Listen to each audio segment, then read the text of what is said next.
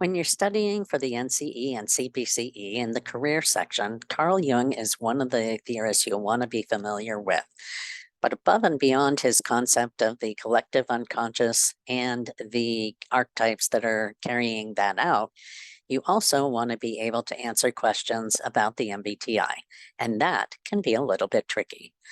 Hi, my name is Joyce Elder. I'm one of the coaches under the direction of Dr. Pam Turner at Academic Coaching for World Changers. In this video, we'll be covering Carl Jung and some of his theories particular to the career section of the NCE, as well as some of the ideas about how to understand and answer questions about the MBTI. Let's get started. All right. So, Carl Jung was a neo-Freudian psychoanalyst. And for those of you who haven't studied the neo-Freudian section yet, or who may not remember it as well, neo-Freudians are agreeing with Freud about the concept of the unconscious mind. They were not as warm and fuzzy, however, when it came to the id and the superego. So they really focused in on the ego. And we know that Carl Jung was in agreement on the idea of the unconscious mind because he came up with the concept of the collective unconscious. And so in order to, and we will talk about more of that in a moment, but also we'll cover the archetypes, or at least some of the archetypes that are designed, or that he used as the idea for how the collective unconscious is carried out, their vehicle for it. And the MBTI, the Myers-Briggs type indicator that spun off of some of the archetypes that he came up with. And then I also want to share some ideas on how to answer questions about the MBTI. That's proving to be one of the biggest challenges on Carl Jung so far. So let's go back and do a deeper dive into the collective unconscious. So another name that you might see for the collective unconscious is the objective psyche. And really what that, whether it's by the name of collective unconscious or the idea of objective psyche, it means the same thing. It's some beliefs or instincts are inherited. And so basically, the collective unconscious is the concept that we come preloaded with some ideas of our beliefs that are part of us. And in order to carry those out, in order to receive those, that's what archetypes do. They are the vehicle for the collective unconscious. So some of the archetypes that especially played into the MBTI, because we know that Carl Jung had a lot of archetypes that he identified, but these ones in particular really did play a strong part in the MBTI. So the ones that you're most likely to be tested on of Carl Jung's are the anima, animus, the persona, shadow, and the self. So the anima is found in men, and that is the idea that this is the feminine part of the men that's trying to bring out more feminine behavior in men, whereas the animus would be found in women. It's some of the source of the animosity in men. It's giving them some of the knowledge of their self. It's really helping them to source the meaning for their life as well. And then we have the persona, and this is sort of the mask that we have, that we sometimes wear. We'll see it on Facebook when people are trying to play their A-reel and act like that's all that is going on in their life, when in fact there is also a B-reel that we're kind of trying to hide from people. And so that's the persona, is that mask that we're trying to put up to show others. The shadow is that darker or immoral part of ourselves, and the self is the whole personality altogether. So these are the archetypes that really drew the attention of Myers and Briggs. Myers and Briggs really got into that to the extent that they developed the Myers-Briggs type indicator. And that test is designed to help understand our personality, career preferences, and our compatibility with others. It's based on continuum. So it's not like when we're looking at four different ideas or concepts that they're assessing on. It's not toggled. It's not a you're all this or you're all that. You are going to have a sort of a sliding scale in between each of these. So when you're looking at, for example, how do you relate to others in the world, you are not necessarily all extrovert or all introvert. There may be very well be a point where you are actually pretty much on the line or very close to it. And so it's a sliding scale. We also have the other continuums. I'm a little bit punchy because of the fact that I have tried to record this so many times. I'm feeling a little bit silly about it. So if I burst into laughter, you might understand a little bit better. I'm starting to think I might need to do a blooper reel. So here we go. I am going to back up and get a running head start on the MBTI. So the MBTI is to help understand our personality, career preferences, and compatibility. It's based on continuums. So it is a range or based on a sliding scale. It's not a toggle. It's not something that you're either all extrovert or all introvert. It's a more of a sliding scale, and it's also contextual. So with the MBTI, when they are taking you through it or administering it, they're very careful to make sure that you are specifically thinking about a time in your career as opposed to some of the other areas of your life. So with that, the MBTI usually has four continuums that they're looking at. One is how do you relate to others in the world? And that's the extrovert, introvert, or the E and the I. How do you gather information? Do you gather it through your senses or through intuition? How do you make decisions? Do you do that through thinking or feeling? And how do you deal with the world, which is either judging or perceiving? And I said usually through four because that's the way we usually see it. But if you've taken one of the free MBTI tests that's online, you may also find that there's a little dash and there might be an A or a T, A for assertive and T for turbulent as well. And that's part of the identity. So that is also something just to stick in the back of your mind, just in case you do see it coming up on the NCE. So let's go into these in a little bit more detail. So the first continuum that you're going to see is you're either going to be an E or an I, and that would stand for extrovert or introvert. So for an extrovert, that's more outgoing or more outward focused. You're going to possibly be more energized when you're in a social gathering. And somebody who is an introvert is more likely to want to, after a day at work, go home and re-energize by spending some time on their own. Contrast that with, or actually not contrast that, sorry.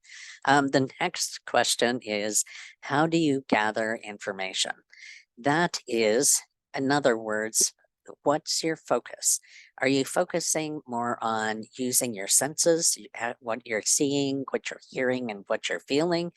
Or are you more looking at the bigger picture? Are you looking more at the patterns or the ideas, the bigger picture focus of it? The next is, how do you make decisions once you've gathered information?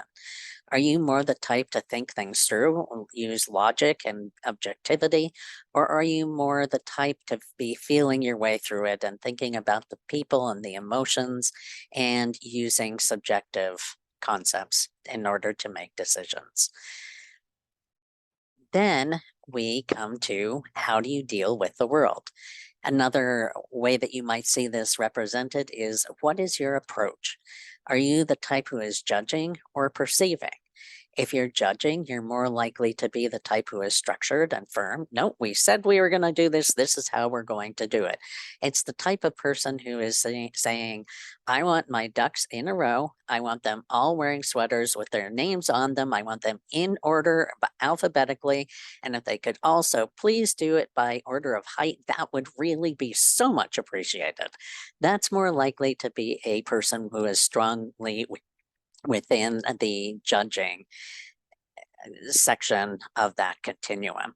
If you slide that continuum over to the other side, there's the perceiving person.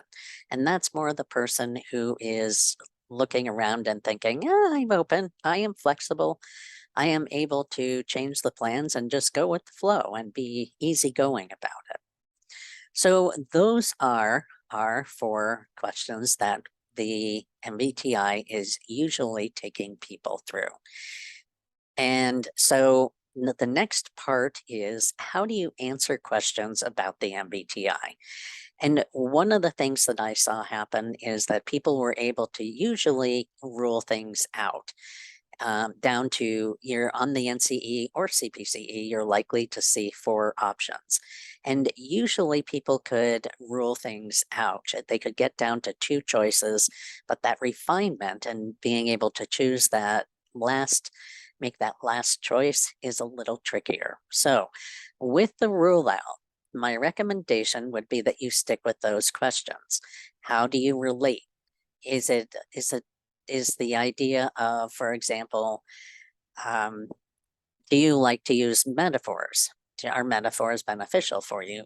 Then you're looking at, would that go to how I relate, how I gather information, how I make decisions, or how I deal with the world? That is my recommendation for ruling out, is that you stick with those questions. Then once you've got it narrowed down from there, you can go through and either test that if you're not confident on it, or you can go and do some refinement. Usually, in terms of refining for the MBTI, what I found helpful is that you use the definitions that are provided. What we tend to do is, when we're new to the MBTI and we're trying to answer the questions, we tend to look at the words, the sensing and intuiting and the thinking and feeling, and we tend to try to insert our own definitions for those. And that's the trap that I see people falling into. So what I would encourage is, get familiar with your questions. That's going to help you with ruling out. And then get really familiar with the definitions of each of the words that are on those 4 continuums.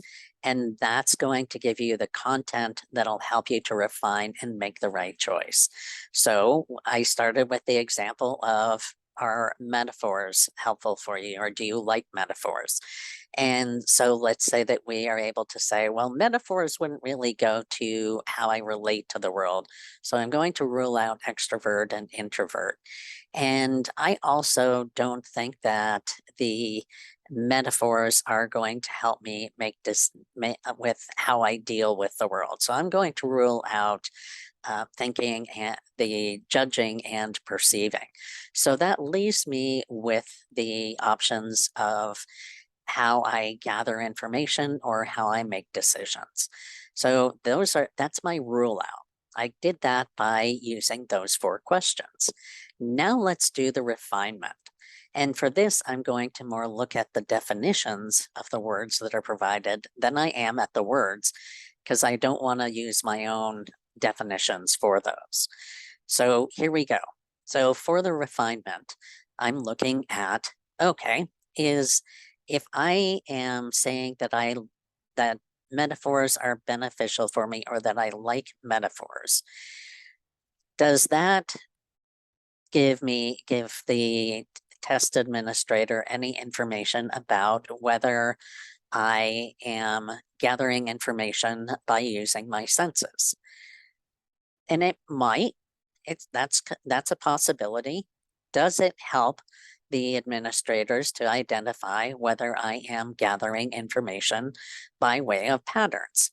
Yes, I would say that that could definitely be a possibility. So I'm going to keep that one. Then we go on to the options of thinking versus feeling for how I make decisions.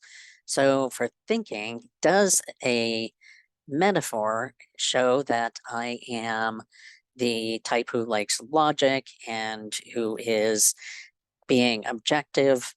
No, that would not establish that. Okay, does it on the other side of that continuum, does it does the concept of if I said that I like metaphors or I find them beneficial, does that help me to help the administrator to see me as a person who makes decisions through subjectivity? And I would say no, it does not. I would say that a person who is feeling, according to our definition that we've been given, is that a feeling person is subjective and they are more looking at the person and the emotions. And a metaphor isn't really going to get us there. So I'm going to rule that out because the one that is best suited, the one that is most likely to be given points for the question of the metaphor would be the option of the sensing versus intuiting and how I gather information. So that is how I would go about looking at questions that you face with respect to the MBTI. I would look at doing your rule out by using the questions, and I would do refinement by knowing your definitions for each of those continuums and then finding the match that is most closest to the particular thing that they are asking questions about. So that's all that I have for Carl Jung and the MBTI. I hope that this has been beneficial for you. If it has, please give us a like and subscribe to our channel. And if there are any other questions that we can answer for you, if you can use more support in studying for the NCE, CPCE, or other tests that you are taking, please look us up at academiccoachingforworldchangers.com or email us at drpam2020@gmail.com. Thanks for watching.